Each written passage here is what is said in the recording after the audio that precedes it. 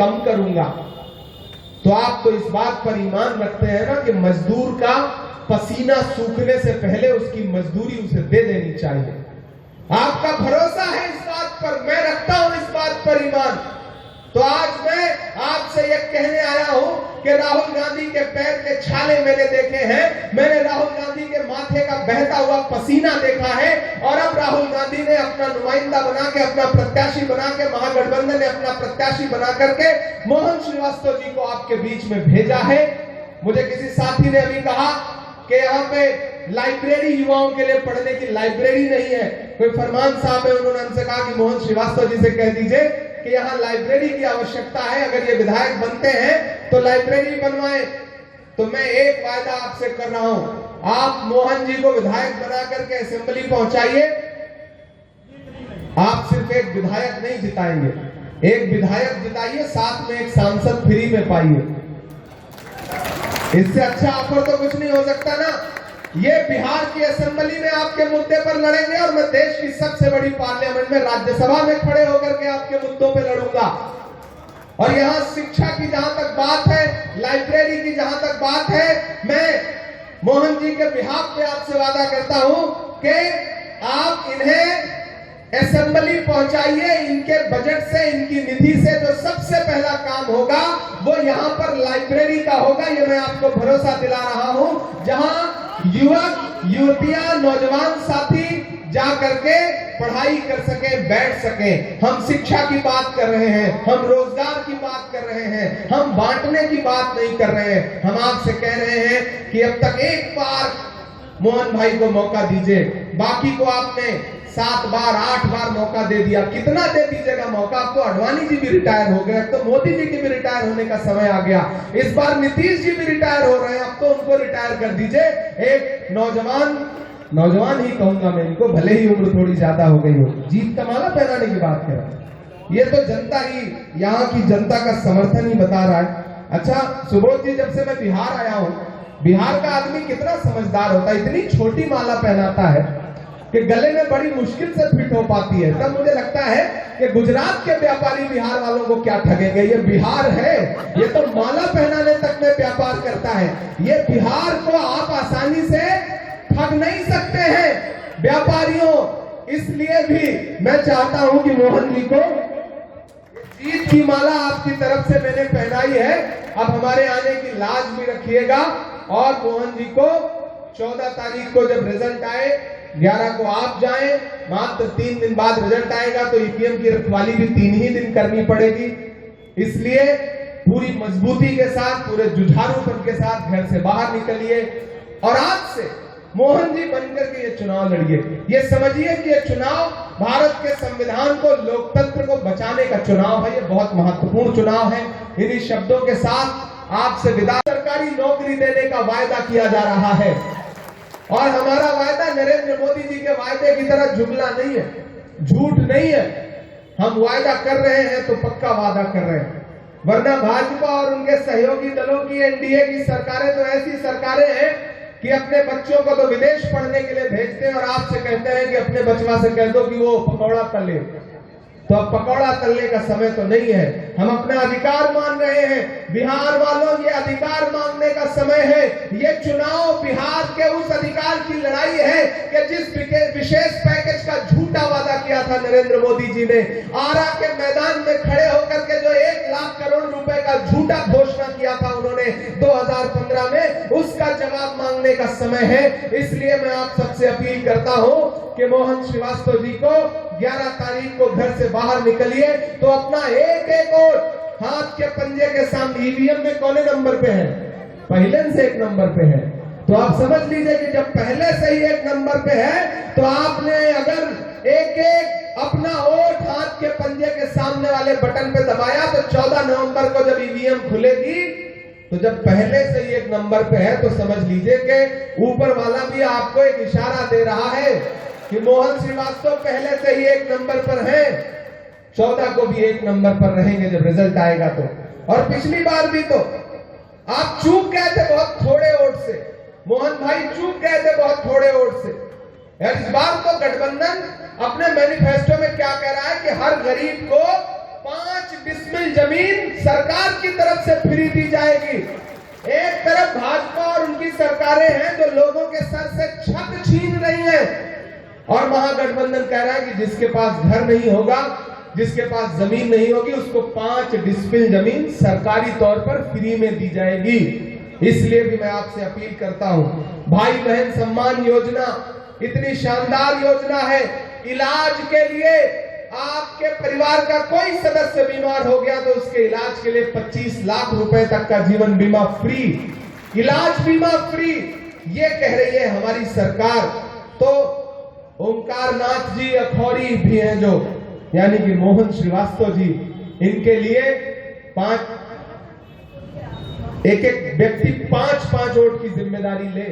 ये चुनाव सिर्फ मोहन श्रीवास्तव का चुनाव नहीं है, आप सबको ये चुनाव मोहन श्रीवास्तव बन के लड़ना पड़ेगा, आपको ये चुनाव तेजस्वी यादव बन के लड़ना पड़ेगा, आपको ये चुनाव मुकेश सहनी बन के लड़ना पड़ेगा, IP गुप्ता बन के लड़ना पड़ेगा, आपको ये चुनाव मोहब्बत का मसीहा जो राहुल गांधी है, उस राहुल गांधी की तरह इस चुनाव को लड़ना पड़ेगा। और मोहन श्रीवास्तव को दिया गया एक वोट राहुल जी को मिलेगा, खड़गे जी को मिलेगा, प्रियंका जी को मिलेगा, तेजस्वी जी को मिलेगा।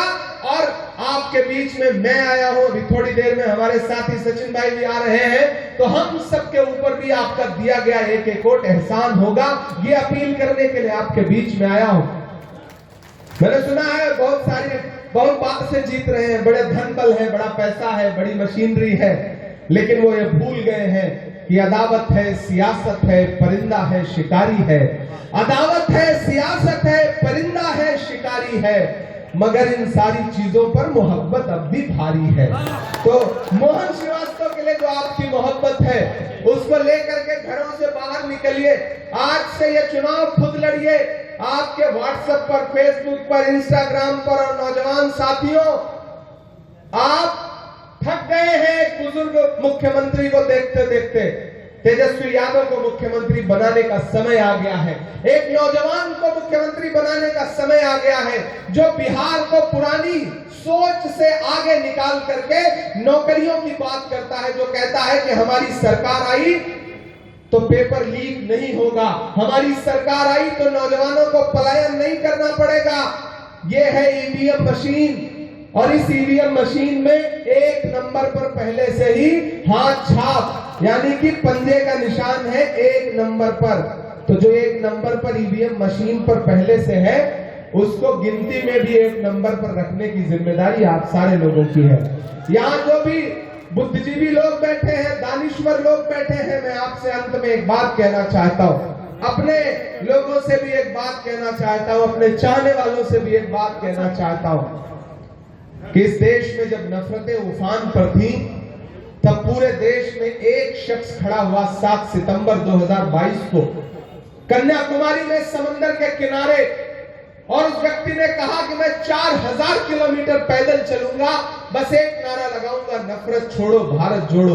उस आदमी ने कहा कि मैं अपने पैर के छालों की परवाह नहीं करूंगा, पैदल चलूंगा, लेकिन चौकीदार, यही सुनाना था ना, कहां सोया है चौकीदार। याद है भाषण? भाइयों बहनों, देश के खजाने की चाबी सौंप दो, मैं देश नहीं लूटने दूंगा। अब तो मैं हर जगह जाके उनसे पूछता हूँ, पार्लियामेंट में ही सामने बैठे रहते हैं तो पूछता हूँ कि कहां सोया है चौकीदार, कहां सोया है चौकीदार। पेट्रोल और डीजल की कीमत रही सैकड़ा मार, कहां सोया है चौकीदार, कहां सोया है चौकीदार। के चाय बेचने वाला पूरा भारत बेच रहा है।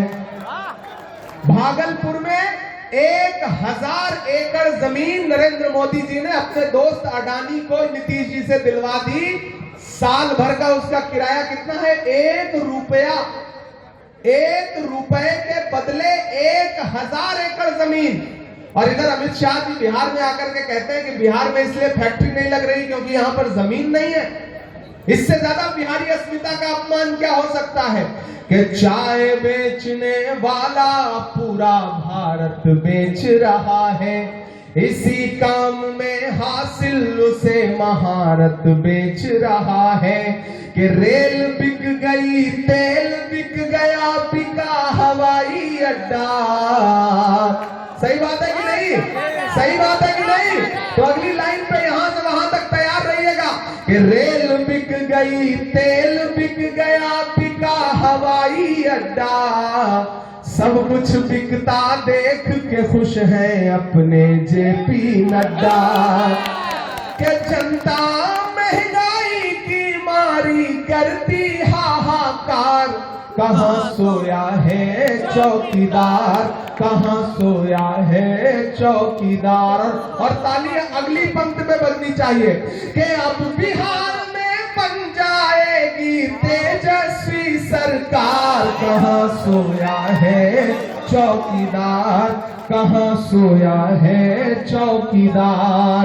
उठाइए अपना एक एक हाथ मोहन भाई के समर्थन के लिए, पीछे तक कोई हाथ झुका हुआ नहीं रहना चाहिए। आपका यह समर्थन मोहन श्रीवास्तव की ताकत है और मुझे पूरा भरोसा है कि 11 नवंबर को आप घरों से निकलेंगे तो एक एक वोट मोहन श्रीवास्तव को दे करके आएंगे।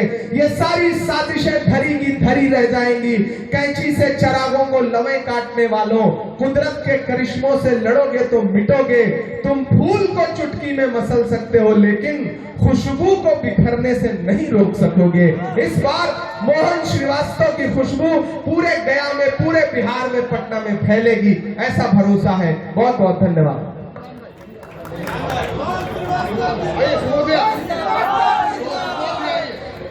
सचिन पायलट जी आ रहा है, सब लोग रुकिएगा इसी सभा में अभी 5 मिनट के अंदर। भैया का आने वाली 11 नवंबर को आपको पोलिंग बूथ पर जाना है और न सिर्फ गया के भविष्य का फैसला करना है बल्कि बिहार के भविष्य का भी फैसला करना है। अगर आपको यह लगता है कि यह चुनाव सिर्फ विधानसभा का चुनाव है तो आप बहुत छोटा सोच रहे हैं। कोई खुशबू, न कोई फूल, न कोई रौनक, उस पे कांटों की जहालत नहीं देखी जाती।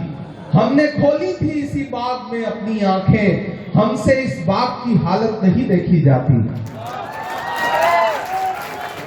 पूरे देश की आंखों में मीडिया के जरिए दिखाया गया एक सपना और एक नाम है सुशासन की सरकार का, लेकिन बिहार की सच्चाई यह है कि सड़कों पर गोलियां चल रही हैं, लाशें बिछ रही हैं और कौन जवाबदेह है इसका कुछ अता पता नहीं है।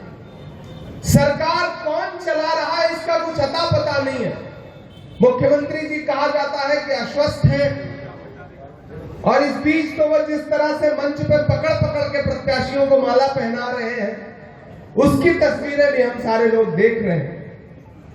उधर दिल्ली में बैठा हुआ हाकिम ये सोचता है कि बिहार को गुजरात के रिमोट कंट्रोल से चलाया जाएगा, लेकिन मैं गया में खड़ा होकर के, इस पवित्र धरती पर खड़ा होकर के ये कहता हूं और दिल्ली में बैठे हुए हुक्मरानों से भी ये कहना चाहता हूं कि ये बिहार है, ये उड़ती हुई चिड़िया के पर पहचानता है। अगर किसी को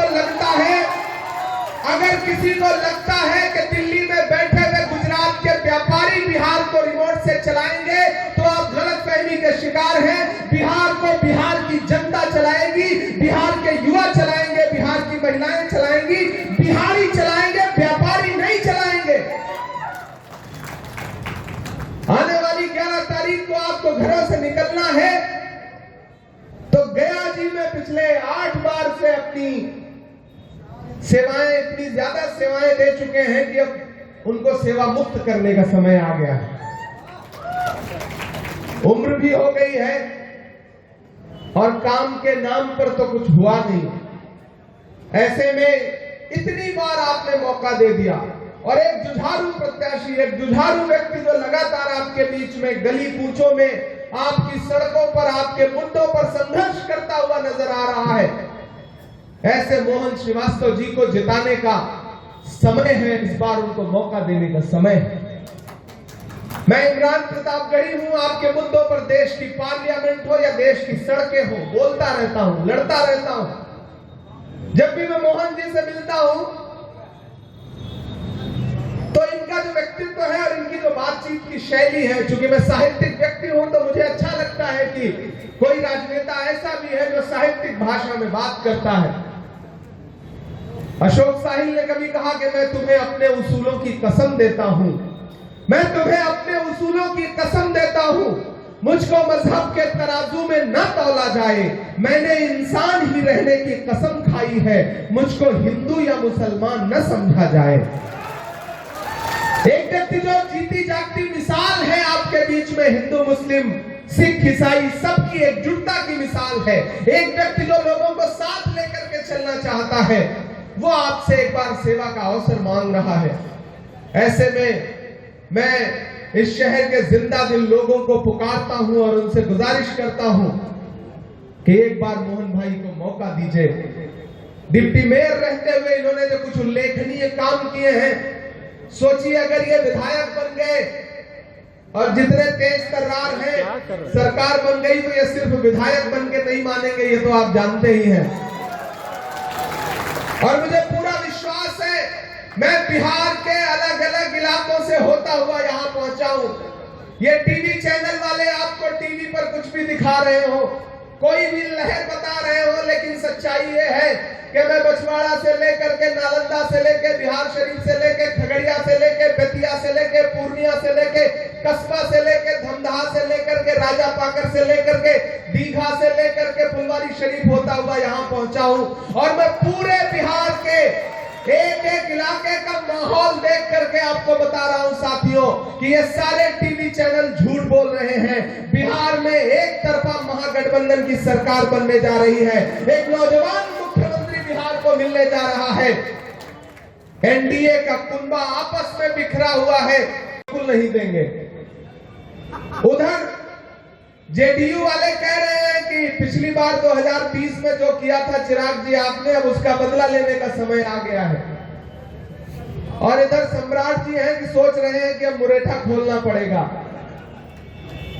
तो आप एक चीज जान लीजिए साथियों कि नीतीश जी तो अलग ही भविष्यवक्ता और आहट को पहचानने वाले व्यक्ति हैं। मैं जब आया बिहार चुनाव प्रचार में था तो मुझसे सुबह मीडिया के साथियों ने पूछा कि इमरान साहब नीतीश जी के बारे में क्या कहेंगे। मैंने कहा मैं तो जब से बिहार आया हूं भोजपुरी का एक गाना बहुत सुन रहा हूं कि छन छन बदले तोहरे मिजाज रजऊ, दगाबाज रजऊ, उड़नबाज रजऊ, धोखेबाज रजऊ। तो मैंने कहा ऐसा लग रहा है जैसे ये गाना उन्हीं के लिए बनाया गया हो। इसलिए साथियों आपसे कह रहा हूं कि इस बार माहौल बहुत अच्छा है। बिहार में तेजस्वी यादव मुख्यमंत्री बनने जा रहे हैं, महागठबंधन की सरकार बनने जा रही है। ऐसे में इस आहट को पहचानिए और मोहन श्रीवास्तव जी को आपने असेंबली पहुंचा दिया तो आप समझ लीजिए कि एक व्यक्ति जो बिना ताकत में रहे डिप्टी मेयर सिर्फ जैसी पोस्ट लेकर के भी आपकी कितनी सेवा करता है, अगर वो व्यक्ति विधायक बन गया और विधायक बन जाने के बाद सरकार रही तो फिर गया में जो ये वायदे कर रहे हैं, इनके वायदे झूठे वायदे नहीं है, ये आपको भरोसा रखना पड़ेगा। कोविड के दौरान जिस व्यक्ति ने सांसें बांटने का काम किया हो, जिस आदमी ने कोविड में ऑक्सीजन बांटते समय ये नहीं पूछा हो कि आप हमारी पार्टी के हो कि दूसरी पार्टी के हो, जिस आदमी ने कोविड में आपको सांसें बांटते समय ये नहीं पूछा हो कि आपका धर्म क्या है, आपका मजहब क्या है, तो मैं आप सबसे गुजारिश करूंगा साथियों कि मोहन भाई को एक बार मौका दीजिए। और अगर आपने इन्हें मौका देकर के पहुंचाया तो एक चीज जान लीजिएगा कि अगर 14 नवंबर को रिजल्ट आया और बिहार के मुख्यमंत्री 14 नवंबर 2025 को तेजस्वी यादव बने तो आने वाले दिनों में 2029 में देश की गद्दी पर यानी कि देश के प्रधानमंत्री राहुल गांधी बनेंगे। इस बात से कोई रोक नहीं सकता है। ये लड़ाई जो तय करते हैं और एक तरफ मोहब्बत का वो मसीहा खड़ा है जिसका नाम राहुल गांधी है, जिसने कन्याकुमारी से कश्मीर तक 4000 किलोमीटर पैदल यात्रा की और एक नारा लगाया, नफरत छोड़ो भारत जोड़ो। जिसने एक नारा लगाया कि मुझे नफरत के बाजार में मोहब्बत की दुकान खोलनी है। मैं चला हूं राहुल गांधी के साथ, मैंने देखे हैं उनके पांव के छाले। सुबोध कांत जी चले हैं राहुल जी के साथ, उन्होंने देखे हैं उनके पांव के छाले। जब मैं राहुल जी के साथ चलता था तो मुझसे मीडिया के साथी कहते थे कि इमरान साहब आप तो शायर पहले हैं, सांसद बाद में हैं, राहुल गांधी के साथ चल रहे हैं, क्या कहेंगे? तब मैं उनसे कहता था कि जो हर जालिम से टकराएगी वो आंधी बनाऊंगा, जो हर जालिम से टकराएगी वो आंधी बनाऊंगा। नए अंग्रेज आए हैं, नया गांधी बनाऊंगा। वो नया गांधी जो इस देश में लगातार संविधान बचाने की लड़ाई लड़ रहा है, आपके वोटों के अधिकार की लड़ाई लड़ रहा है, उस व्यक्ति को ताकत देने के लिए, और उस व्यक्ति ने मोहन जी को अपना नुमाइंदा बना करके, अपना प्रत्याशी बना करके आपके बीच में भेजा है। तो गया जी वालों, गया शहर वालों, आपका दायित्व बनता है। ये बड़ी ऐतिहासिक भूमि है, यहाँ धर्मों का संगम होता है, अलग अलग धर्म, अलग अलग संस्कृति, अलग अलग तहजीब के मानने वाले लोग रहते हैं इस शहर में। और इस शहर को अगर मोहन तो भगवान कृष्ण का एक नाम है, अगर मोहन जैसा व्यक्ति इस जगह का नेतृत्व करेगा विधानसभा में, तो आप ये समझ लीजिए कि ये जिन लोगों ने पिछले कई सालों से नेतृत्व के नाम में सिर्फ छलावा दिया है यहाँ को, उन लोगों से 100 गुना बेहतर काम करके मोहन श्रीवास्तव जी दिखाएंगे। यहाँ बड़ी तादाद में मेरी माएं बहनें बैठी हैं।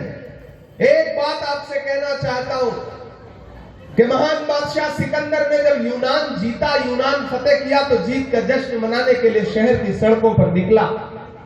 तो उसने देखा कि पूरा शहर तो उसकी जीत का जश्न मना रहा है, लेकिन एक फकीर आदमी सड़क के किनारे बेखबर सो रहा है।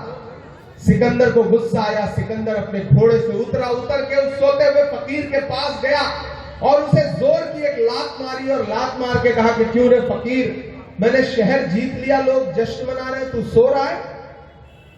तो उस फकीर ने उम्मीदी आंखों से सिकंदर की तरफ देखा और देख करके कहा कि शहर जीतना बादशाहों का काम है, लेकिन लात मारना गधे का काम है। तो मुझे ये बताइए कि पेट्रोल डीजल 58 रुपए से 100 रुपए का हो गया, तो महंगाई की लात पड़ी या नहीं पड़ी?